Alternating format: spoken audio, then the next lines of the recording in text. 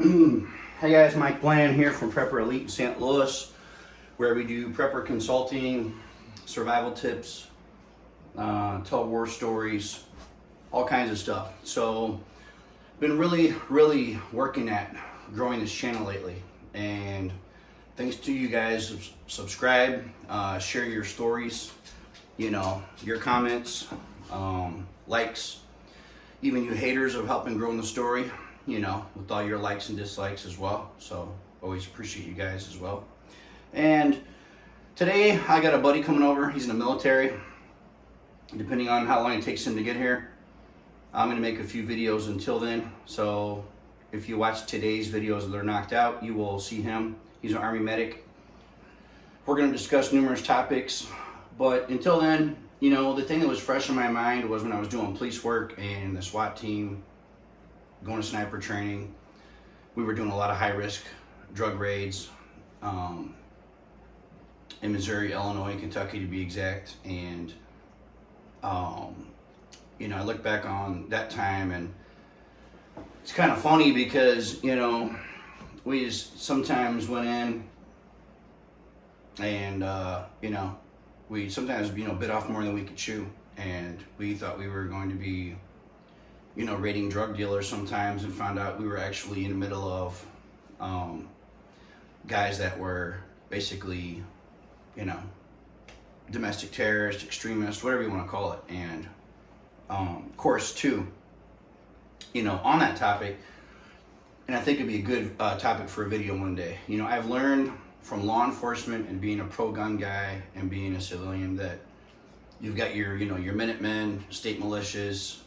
You got your extremist guys, you got your guys somewhere in between, and those guys, the guys that are the good guys, they often get a bad rap, and so, there are some organizations out there. I also learned being in law enforcement that are not exactly pro-government, and people have this stereotype. Some of these guys are, like a hillbilly in the woods and chewing on a piece of wheat and has a shotgun and extremely racist and has no training, and maybe dumb, but that's kind of the stereotype the media always shows. But even back when I experienced dealing with some of these guys in law enforcement, I actually learned some of these organizations are actually very well trained and consists of generals and judges and high up politicians. So, because you're always going to have your different political parties. And so, myself, I'm not a political guy at all.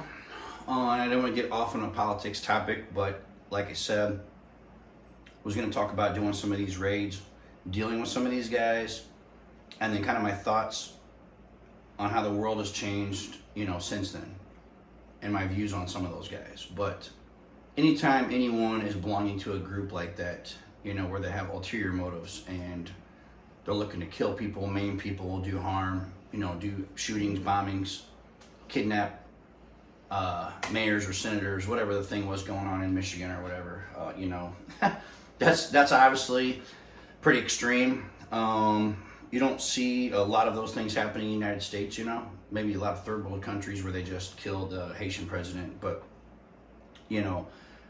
me and being in law enforcement, when I was, like I said, doing SWAT stuff,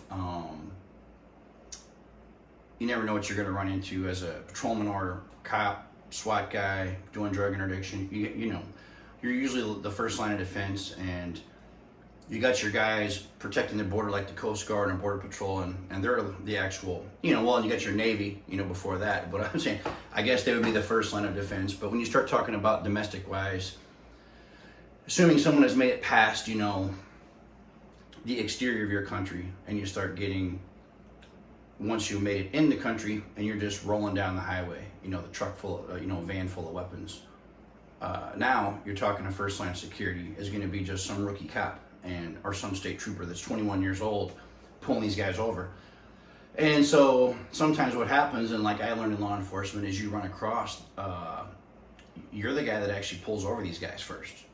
They made it past military, they made it past the Coast Guard, they made it past the Border Patrol, and these guys are rolling down the highway I ran across a Russian terrorist this way. I also encountered, like I said, domestic extremists this way. Guys that were, arming themselves to the teeth, had the, the means to do a lot of damage. I don't know if the intention was quite there, or if they were more kind of the, sit and wait type guys, or if they were just more on the preparedness side. But, sometimes distinguishing that line with those guys, I've learned, is a very fine line, because a lot of people also rush to judgment, and unfortunately this world we live in, where we have a lot of people that are not pro-gun and pro-police, pro-military, they want to label anyone that has a gun, domestic extremist. So, but then you got your guy, when you got your guy that's opened his closet door and he's got, 20 pictures of the president, with crosshairs on there, that's a problem. Those are the guys that are getting, visited by Secret Service, interviewed by the FBI, up on everybody's list, watch list. But, obviously joining any of those groups is already going to put you in a very provocative spot, because you're going to be, your name is obviously going to be on a list. And I've heard different things. I've heard guys joke that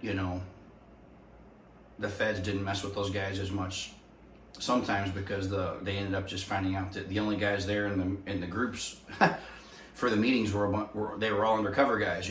But I think you're always going to have D all the above. But the point is, anytime you're doing anything, as long as you have good intentions, you're going to pretty much keep yourself out of trouble. If you're a young, naive guy and you go joining one of those groups and then they do something, you're always going to have that one wild card in the group that does something illegal or goes and blows something up, and now he's representing this group. That is where people get into trouble. It's, guilty by association thing. Then, you're going to be getting your house raided, your business raided, your car's towed, maybe taken in, everything searched, maybe doing a manhunt for you, and you really didn't even know this guy. But because you're in this group, now your name is on this list. So you always want to be careful who you affiliate with in life. I think now it's like where I feel like passing on some of this fatherly advice to some young people is, it's like we were always taught in law enforcement. You got to live beyond reproach, and really dot your I's and cross your T's. You got to be careful who you're around nowadays, because a lot of people nowadays they're not having the morals. They're not living by ethics anymore. No code of honor, no respect for anyone, especially military, law enforcement, or authorities, or their parents, or God. They have just no respect. And not to mention, we've got people, the mental illness rate is skyrocketing, suicide is skyrocketing, overdoses are skyrocketing. Society is having a lot of problems, and stress is off the charts. They did studies back when 9/11 happened, and they said it caused people, this extreme amount of, trauma. Just seeing that event happen. And since then, there's been like 20 more things, People have dealt with COVID, and in this video, where obviously I'm talking about a lot of topics here. And as I grow this channel, and I'm talking, and I'm doing this on purpose too, I'm bringing up a lot of different points, and I'm wanting subscribers to comment on this video and let me know what things they would like me to expand on. Sometimes I shoot from the hip, and I'll come up with a script on a video, and then I'll just, I like to wing it. That's just my style. And sometimes you kind of freeze up or forget what you were going with things. But, I'm just kind of talking in general right now of just the state of things. They're talking about food shortages again, economy issues, alleged shortages on toilet paper coming again. You've got a lot of guys did, like I said, and they rushed out and they bought a lot of, guns, ammo, prepper supplies, food, all this stuff. They sunk a lot of money into these things during the COVID scare. And now a lot of these guys, they're trying to sell off a lot of the guns and the ammo. So, I was on the spectrum of the things where I've always been stockpiling this stuff, arming myself, whatever, getting medical supplies, food, water. I really started it heavily around 2015. Actually 2014 to be exact. As far back, I remember April of 14, I would say I became a prepper. You know, I grew up in the country hunting. I hunted with a bow and arrow the first 5 years of my life before I ever picked up an actual firearm. So I had developed really good hunting skills. You know, for all of you bow hunters and archers out there, you know, you have to get very close to the prey before you, you know, can take a shot. Before you can even think about taking a shot, and to get a kill and to get an accurate shot, you obviously got to be, you know, decent range. So, and for me doing that, you know, back then, I mean, you know, with a bow and arrow, you know, if you're shooting something at 60 yards away, that's like an extremely long ways, you know. You want to usually be right on top of the guy, you know. So, but I would say growing up and being in the woods every day, I was always, you know, so peaceful, so relaxing, so very comforting, and just like, you know, it's like your therapy place, you know, to go to. So I was never once really scared and nervous and things like that. And then as I've gotten older now and had this interest in prepping, survival, bugging out, you know, grid down scenarios, collapse, and making and growing this YouTube channel, and networking with, you know, fellow preppers out there. I just learned that, you know, that if I'm taking a survival class or some escape and evasion class or anything, all this training I've had, you know, when I go into the woods, I'm totally relaxed. You know, if I was one of those guys that got lost in the woods, you know, I think initially I would have that oh shit moment, like, ah, man, is this really happening right now? But I think the difference is now a lot of people, they start crying, screaming, arguing with each other, panicking about the fact they're lost. But, you know, I think where my mind would go to initially now with training is that I would, first thing I would do is be thinking of a water source, because without that you're toast, especially the way that, you know, it's a summertime and we're going into fall now in St. Louis. But one thing I was taught is definitely, you know, have some type of water source. And if you're really, really lost, maybe signaling from there, doing your ground to air signals, hanging something in the trees, you know, burning vegetation to make the white smoke. But staying near that water source, or even if I venture out from there and there seems to be no other water, I'm probably going to be going back to that water source. But I'm going to be also thinking about food, foraging, making some type of shelter, depending on the weather conditions, maybe just some generic shelter. Maybe you don't need a shelter at all. And then maybe if it's really cold out or there's a lot of inclement weather, maybe a really heavy duty shelter with logs, rocks, whatever I can, you know, tree limbs, leaves, moss, I mean the whole deal. So, you know, but I think the biggest thing is, you know, if you spend a lot of times outdoors, you're a camper, backpacker, hiker, and you're used, you know, hunter, you're used to these, you know, being outdoors, then you're not gonna have that panicky feeling, and you're gonna also, your confidence is gonna be up, and it's because you've done all this before. And it's just like any training, you're gonna fall back on that. And obviously, if you can't see where to get to, you can follow, you know, streams lead to rivers lead to people, and also you can get up on a high point, a hill, climb a tree in that point, and get a vantage point and see where you're at. You could try to signal aircraft, which is going to be hard, especially if they're not actually looking for you, you know. And that's where you want to put something up in a tree, hoist it up there, something bright orange, a shirt, a sock, anything, a hat, you know, tie that on a stick, wave it. If you see an aircraft or a boat coming by, have that smoke where if you have the fire going, and then have some, you know, green vegetation nearby, you can then throw on there. It's gonna create all this smoke. Then, sorry, I got an itchy nose with these allergies. It's killing me in St. Louis here. My dog just had to drug him up with allergy medicine too. So today, I don't know what's in the air here, but it's like a survival scenario within itself. So, but you know, and this whole channel now that is growing, now that's taken off, going to be talking about, you know, hiking, camping, backpacking, grid down, EMP, survival tips and training, emergency preparedness, disaster training, active shooter training and awareness, loadouts, chest rig loadout, plate carrier loadouts, weapons, weapon selection, ammo selection, gear like boots, pants, shirt, all that, just everything. I've got a lot of gear. I'm going to be doing a lot of knife reviews, reviews of different packs, like assault packs, 24-hour, 72-hour, 48 hours, long range reconnaissance type stuff. Done some videos on this already. A lot of off the grid videos. I've got an off the grid cabin, made a bunch of videos there yesterday about food storage, water storage, working and building on an off the grid cabin or / tiny home. But we're going to be talking a lot about a lot of different topics. So I would like to hear what it is you guys are searching for the most. And, and the more you like and share and subscribe to our channel, the more I can get the ammunition. Motivation, motivates me to talk about things I have experience in. Good thing about me is I actually am the real deal and have a lot of experience in the outdoors, as well as on the tactical side, doing law enforcement for 20 years. But I was struggling at getting a YouTube channel going. And I've learned, just like when I was running my private investigations business for almost a decade, some guys are very good at private investigating. Some guys are very good at running a business.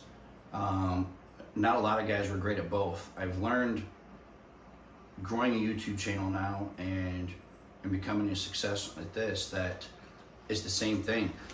I talk to guys every day that are great guys that have no experience. They never had a gun before, never even had a backpack, never been in the woods, never done law enforcement, military. They don't know anything, but they have this amazing YouTube channel, and then they somehow just wing it. I was always on the other spectrum here. Into the spectrum, I had, all the training, all the experience, all the guns and gear, but I just had a lot of problems getting down the,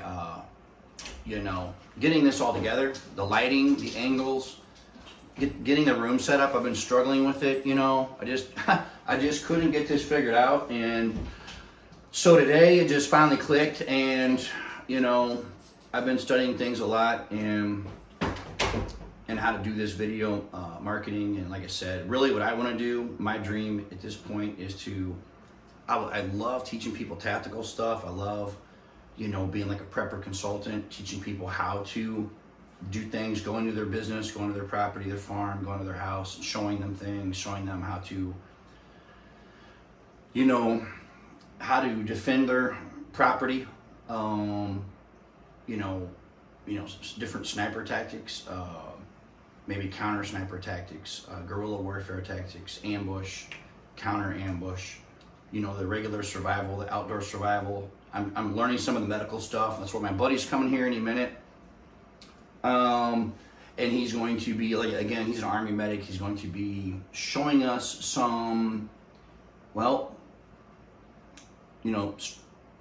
he's trained by the government. So, and if he goes to battle, he's got to save soldiers. So his training is going to be very interesting.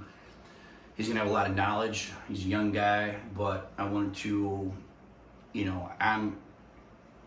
anyone who's ever smart, you got to be a sponge. You got to get as much information from people that are in the know.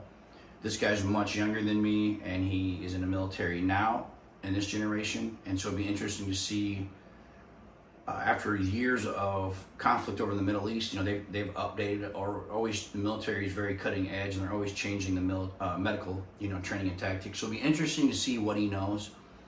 And I was going to quiz him on what he would do in certain scenarios, and what kind of medical gear that he recommends that someone maybe carry if they're a prepper or survivalist, and what's going to help you, what's going to save your life, and so, wow, just covered a lot of topics, and that's the benefit of having ADD is, I'm like always thinking, I'm always 10 steps ahead, and I'm always all over the place. So it's like a blessing and a curse, but luckily I had a lady one time tell me, she's like, man, you got like the worst case of ADD I've ever seen. I said, I take that as a compliment. Supposedly we're smarter than the average people.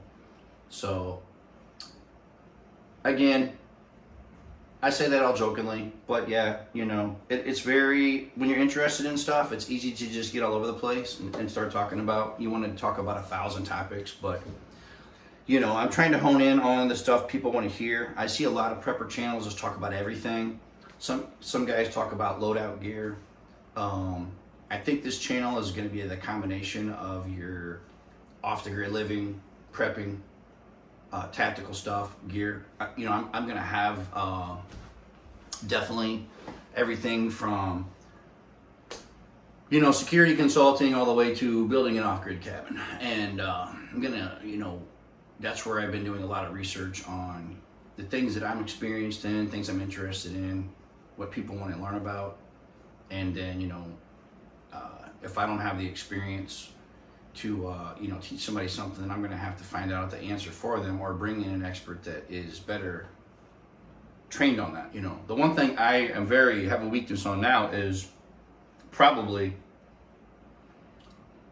when it comes to a survival scenario, and it'd be interesting to bring a guy in sometime or get a subscriber that's, talking about the emergency communications.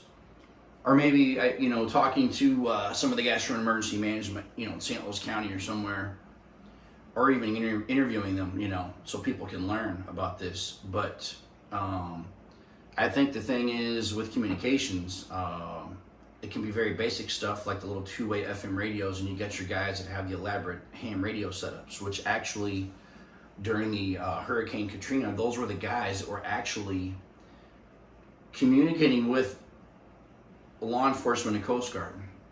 I mean, these guys were literally handling the rescue operations because they were prepared so well. So, I mean, a lot of people are not going to have that set up. I certainly don't, I'm kind of on the other end where I've got a little ham radio.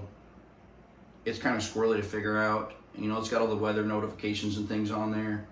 I had stuff programmed in, lost it all one day. I would definitely say it's not my forte. I would say I'm more of the boots on the ground, surveillance, combat tactics, some medical stuff. I'm very good at survival instincts. I'm very good at avoiding problem. I'm very good at sensing when something is not right. And one thing I've learned in life is whether you're a military, law enforcement, whether you're a martial artist or you're a prepper, the biggest things are always those things where it's like, in other words, your mind is your best weapon. If you don't have anything else, and the only thing is just you and you're unarmed, you can use your mind to know when something's not right, sense those things coming. Sometimes it's that feeling in the pit of your stomach of whether you can trust a situation, trust a person, start to see that the weather is turning, the weather's getting dangerous. Maybe the area you're going to travel through looks very sketchy. You've got to listen to all these things, especially in today's world. If you're going to be a guy who is going to be a survival expert, you have got to pay attention to, in my case, I'm a Christian. I listen to the Holy Spirit. But a lot of people, depending on their religion and their beliefs, they talk about the sixth sense, this knowing thing, this voice in their head, feeling in the pit of the stomach. Whatever you refer to that as, you have got to pay attention to that. That is what is going to keep you alive. You can also have the survival mindset, which comes from your mind, and that is you deciding you're not going to be a victim. You're not going to give up in any odds, and you're going to fight through and you're going to survive. And that is something no one can make you have. That is from your mind. And your mind is also going to allow you to remember tips, training, and education on making a bow and arrow, making a spear, maybe making a fire from a flint rock and or rubbing sticks together, or using your shoestring under the shoe and rubbing that into kindling. But making a friction fire, cleaning water, pouring it through your shirt, and if that's all you have, if you don't have bleach drops or a fire, making a shelter, making a weapon out of stones, some type of knife blade or flint rock. Everything to survive is really on the earth, and guys get caught up into the marketing and the societal thing of you got to have this to look cool, you got to have your night vision goggles. Most of the times, a lot of this gear we buy, It does look very cool. But if that gear goes out, if you run out of ways to power it, if it breaks, something happens, it gets stolen from you, and you are just there with your bare hands. If you don't have the training to figure out how to start over, then most likely you're probably not going to make it. And so what I've learned is, I almost think at this point, if somebody's going to put on a survival school, you know, I really feel like, it's like when I went, I took the outdoor survival training I had was from a SEER instructor, and he was in the Air Force, currently still teaches, you know, government employees, down pilots, special forces guys, how to survive in the wild.